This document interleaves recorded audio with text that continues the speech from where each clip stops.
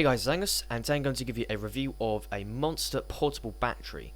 Now, this is a significant one because it's got a completely sort of design and aim for the average customer, and what Monster are kind of going for is that it's meant to be sort of PowerCard to fit in your wallet. So what they're trying to really do here is sort of go for the other end of the market, and that is sort of the design, because what most people are actually expecting in a power battery is actually high capacity. So what they're going for is a design that's small, thin and compact, and something that is similar to a credit card but will be big enough to actually give your phone enough power. So of course, one of the straight things is that it's incredibly easy to use. Most power batteries are like this. You just plug it in with a Android cable and it will start charging and get 3 LEDs, and it's very simple, so you pretty much just can't really go wrong with this, and that is one of the main things that Monster want to have in this product. I'm not gonna lie, I do actually really like the design. It is significantly slimmer than almost every single power battery I've actually ever used, and also a lot lighter as well.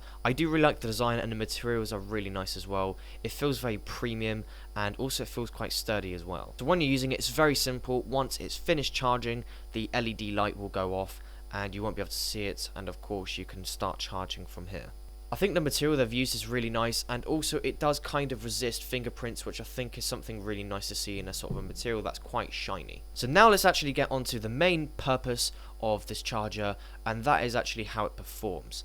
Now, let's look at the price firstly, and on Amazon it currently runs at £24.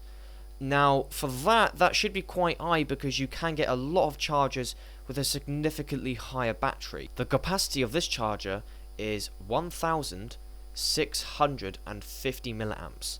Now, for some of you, you may think that's high, but the battery of the iPhone 6 is 1,810 milliamps. So this actually isn't even a full charge of an iPhone. Now, because they're not actually going for the race to the best capacity and value, they're actually going for design.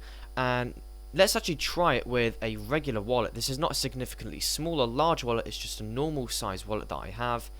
So firstly, in the credit card slot, it doesn't even work. In the majority of the other pockets, it doesn't actually work either, sideways or portrait.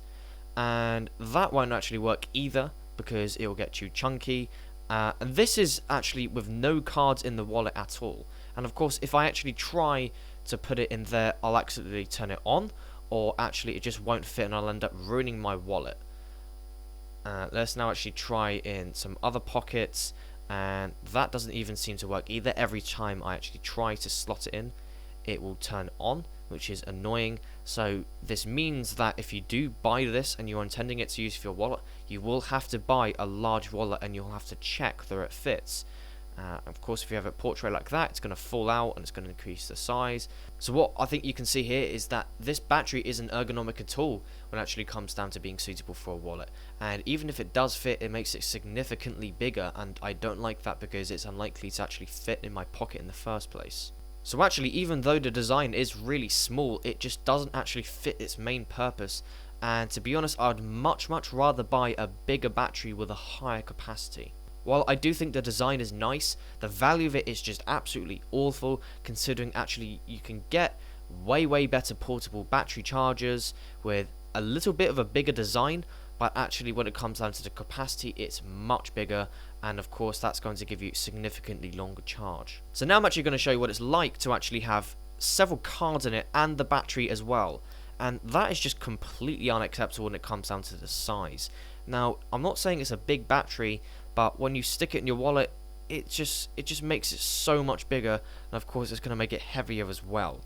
You can see the difference there, is that as soon as I put it in, it's much thicker, and it's going to make it uncomfortable to use. So now let's actually take a look at one that's a little bit different. So this one I've actually got is 6,000 milliamps. You wouldn't think it, but yeah, it's 6,000, making it more than 3 times the size. Now, it looks a little bit bigger, it's a little bit heavier and thicker as well. However, this is 3 times the charge, and that is way better than I would actually want. This is more than 3 chargers for your iPhone 6, and it also has a proper 2 milliamp USB port for fast charging as well.